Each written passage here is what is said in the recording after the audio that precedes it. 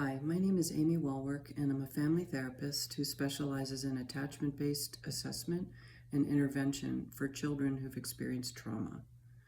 When a family contacts someone like me for help, it's because they're struggling to parent a child whose behaviors are disruptive, self-defeating, or even unsafe in some way. It's very important to help their parents and caregivers and teachers understand, though, that the child's behavior is so much more than something we just correct as adults. It has meaning. This is because behavior is the primary expression of a child or young teen's attachment strategy.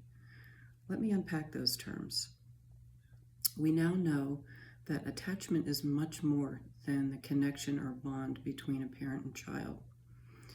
It is the foundational system in which our brain circuitry, sensory processing, and capacity for self-regulation are developed.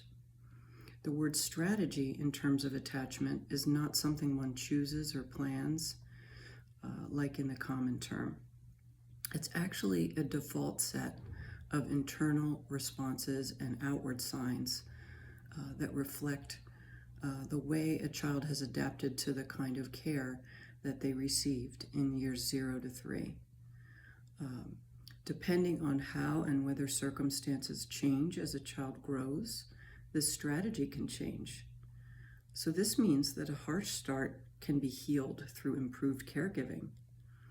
On the other hand, the more impetus there is on a child over time to meet their own needs and protect themselves from harm, where adults have failed to do so, the more specialized the strategy becomes to fit that requirement.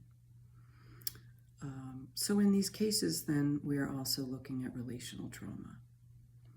Relational trauma is what causes insecurity of attachment in its more moderate to severe forms.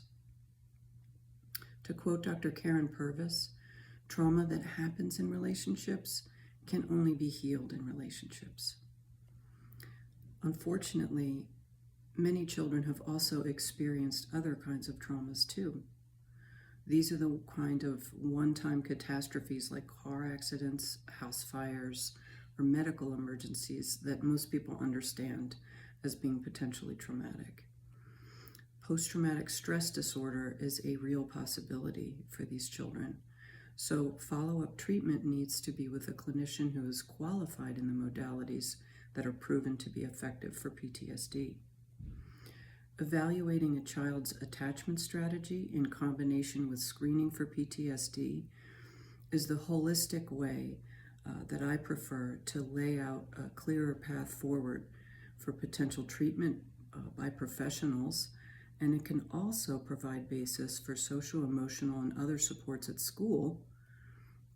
But most importantly, parents and caregivers can get a valuable glimpse into their child's perceptions and beliefs about relationships and gain a deeper appreciation of their own power in their child's healing journey.